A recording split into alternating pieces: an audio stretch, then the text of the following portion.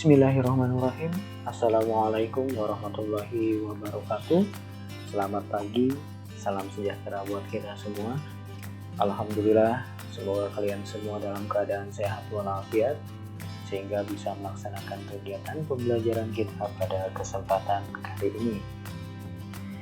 Seperti biasa, mengawali kegiatan pembelajaran kita, jangan lupa untuk berdoa menurut agama dan kepercayaannya masing-masing, agar apa yang kita pelajari pada kesempatan kali ini bisa kalian pahami dengan baik dan bermanfaat di kemudian hari. Baik, pada pembelajaran kali ini kita masuk di tema yang ke-8, Bumiku, mata pelajaran IPA, subtema 1 tentang gerak bumi dan pengaruhnya. Sebelum kita masuk ke materi pembelajaran kita, kalian perhatikan terlebih dahulu kompetensi dasar dan tujuan pembelajaran yang akan kita capai pada pembelajaran kali ini.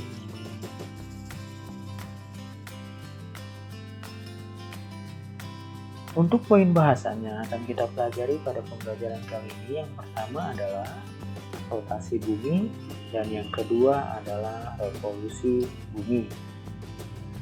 Masuk kita ke materi yang pertama tentang rotasi bumi. Pagi hari, matahari berada di timur dan pada sore hari berada di barat. Apakah peristiwa tersebut menunjukkan bahwa matahari bergerak mengelilingi bumi? Sebenarnya yang terjadi adalah bumi bergerak mengelilingi matahari, bukan matahari yang mengelilingi bumi. Gerakan matahari itu disebut dengan gerak semu harian matahari, yang seolah-olah matahari itu bergerak dari timur dan terbenam di barat. Ya, padahal yang terjadi adalah bumi bergerak mengelilingi matahari.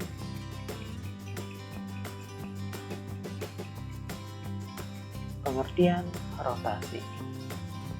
Rotasi bumi adalah perputaran bumi pada porosnya. Sekali bumi berotasi memerlukan waktu 24 jam.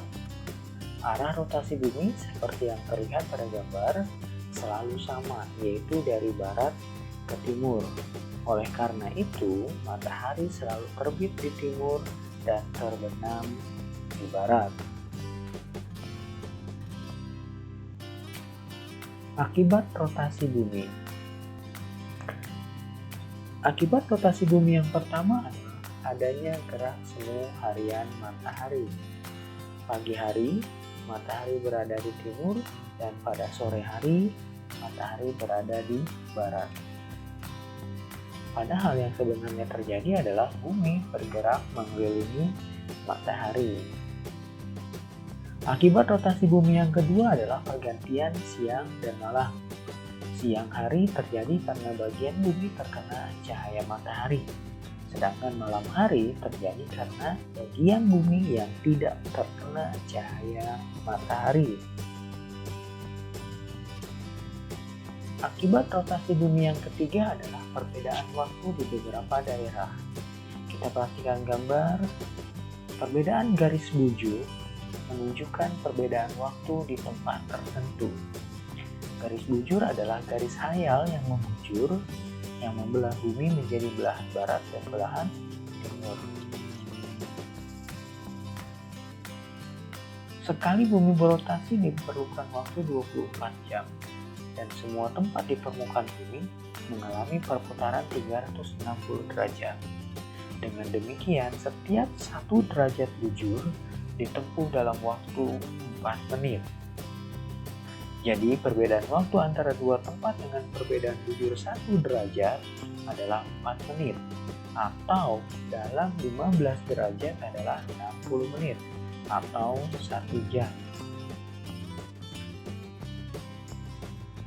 Negara Indonesia terbentang di antara 95 derajat bujur timur dan 141 derajat bujur timur. Jadi panjang wilayah Indonesia adalah 46 derajat. Wilayah Indonesia dibagi menjadi 3 bagian waktu. Angka 3 dihasilkan dari 46 derajat dibagi 15 derajat. Tiga daerah waktu Indonesia itu apa saja? Yang pertama adalah waktu Indonesia Barat dengan bujur standarnya 105 derajat. Bujur Timur meliputi wilayah semua Pulau Sumatera, Pulau Jawa, Kalimantan Barat, dan Kalimantan Tengah. Kemudian yang kedua waktu Indonesia Tengah dengan bujur standarnya 120 derajat bujur Timur. Wilayahnya meliputi seluruh wilayah Sulawesi, Bali, Nusa Tenggara Timur, Nusa Tenggara Barat, Kalimantan Timur, Kalimantan Selatan, dan Kalimantan Utara. Kemudian yang ketiga waktu Indonesia bagian timur dengan bujur standarnya 135 derajat bujur timur. Wilayahnya meliputi Maluku, Maluku Utara, Papua, dan Papua Barat. Itu pembagian daerah waktu di Indonesia. Jadi selisih waktu antara daerah waktu tersebut adalah 1 jam. Antara WIB dengan WITA 1 jam, WITA dengan WIB 1 jam. Misalnya, jika di Jakarta pukul 12, di Lombok, Nusa Tenggara Barat itu pasti jam 1 siang, pukul 13. Sementara itu di Papua menunjukkan pukul 14.00. Jadi perbedaan waktunya 1 jam setiap daerah waktu.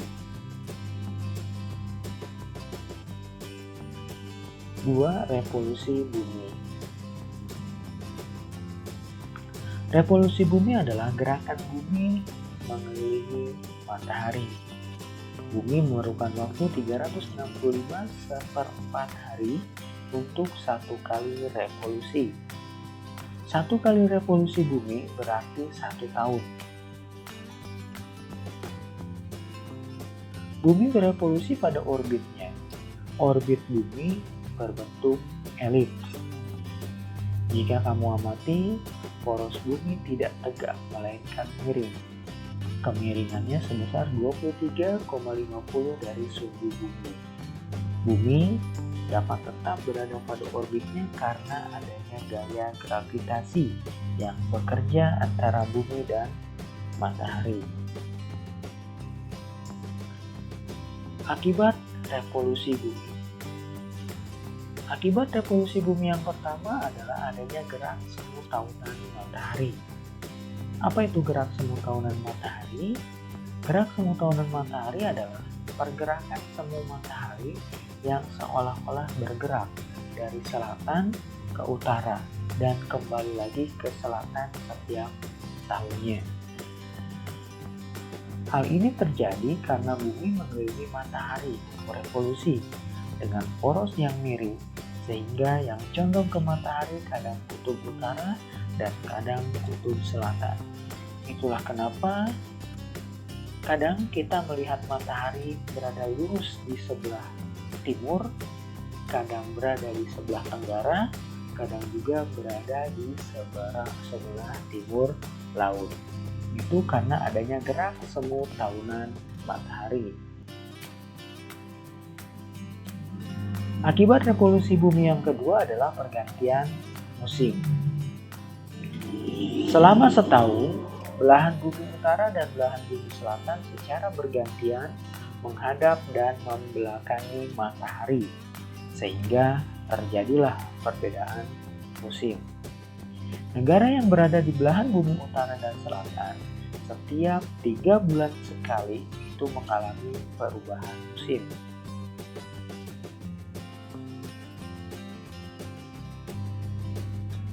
Daerah yang letaknya di sekitar khatulistiwa mengalami 2 musim, yaitu musim panas dan musim dingin.